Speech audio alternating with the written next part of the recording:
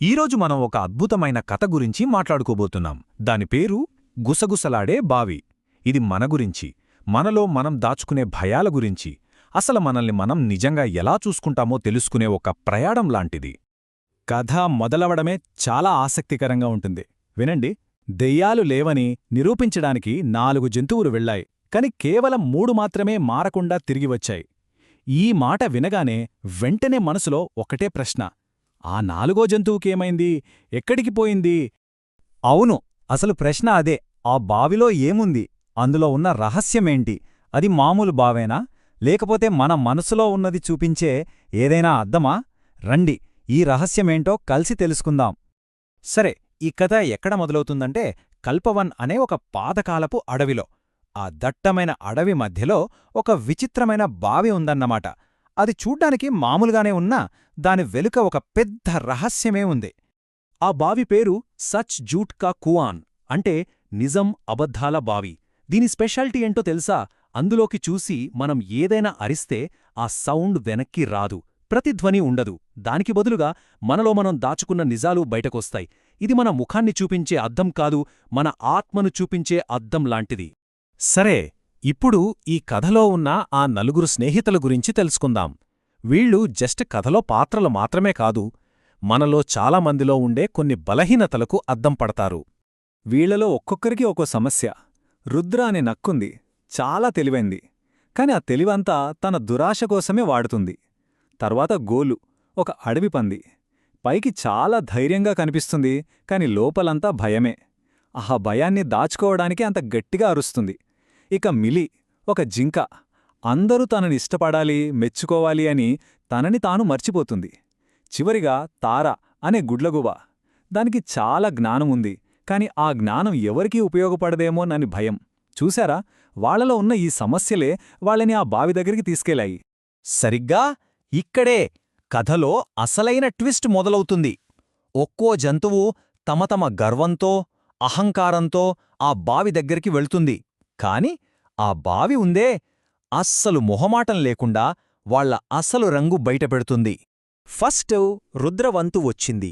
అది చాలా గర్వంగా బావిలోకి వంగి మెల్లగా గుసగుసలాడింది.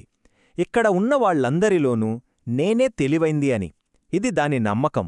కాని ఆ నమ్మకం వెనుక ఒక అబద్ధం దాగుంది. కాని బావినుంచి వచ్చిన సమాధానం సూటిగా, సుత్తి లేకుండా ఉంది. నువ్వు అందరికన్నా దురాశాపరురాలివి. అంతే, ఒక్క మాట.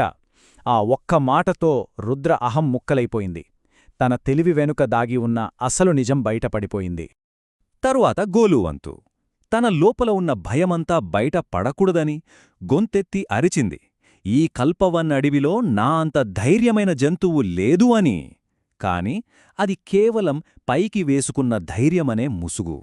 గోలు అంత గట్టిగా అరిచినా బావినుంచి మాత్రం చాలా నిశ్శబ్దంగా ఒక సమాధానం వచ్చింది: నువ్వు అందరికన్నా ఎక్కువ భయస్థురాలివి అని.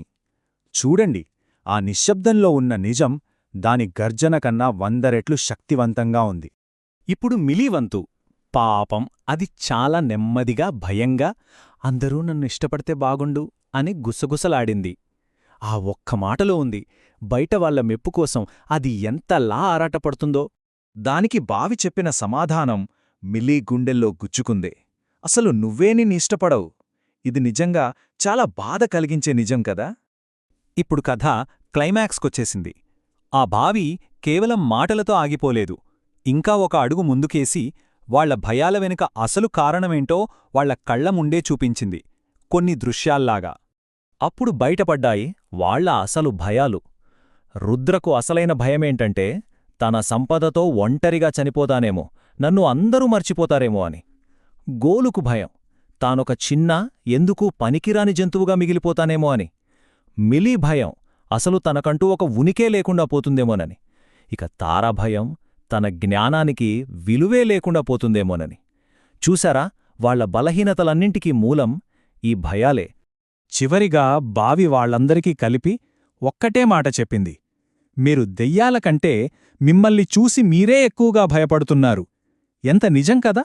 మనకి అతి పెద్ద శత్రు బయటెక్కడో లేడు, మన లోపలే ఉన్నాడు. ఇదే ఈ కథలోనే అసలైన నీతి. సరే, కథ చివరికి వచ్చేసింది.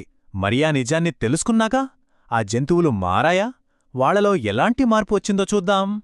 నిజాన్ని ఎదుర్కొన్న తరువాత వాళ్లలో వచ్చిన మార్పు మామూలుది కాదు, అద్భుతం.